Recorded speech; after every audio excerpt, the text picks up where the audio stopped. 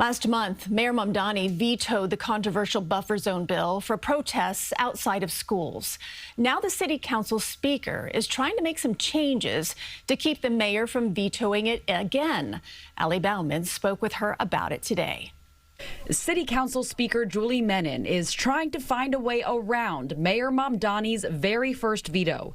Last month, he shut down a bill which passed the City Council that would have required the NYPD to establish a plan for buffer zones when there are protests outside educational facilities. Protests around schools is as, sorry for the trite metaphor, as American as apple pie. The bill was part of a city council plan to combat anti-Semitism, but its opponents argued the legislation would restrict free speech.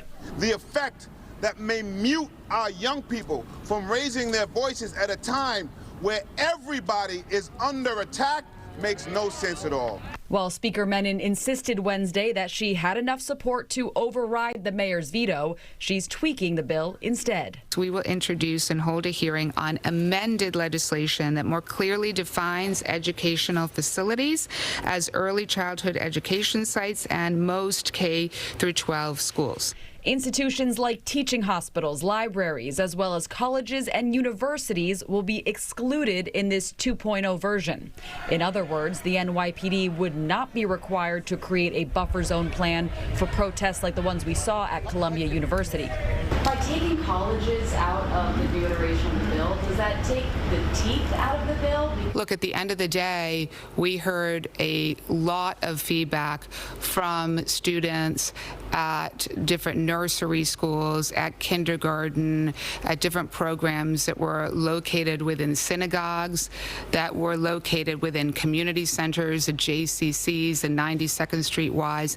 This encompasses all of that. A spokesman for City Hall told us Mayor Mamdani will review the legislation, and the mayor believes New York City must remain a place where students can access their schools safely, as well as exercise their constitutional right to protest.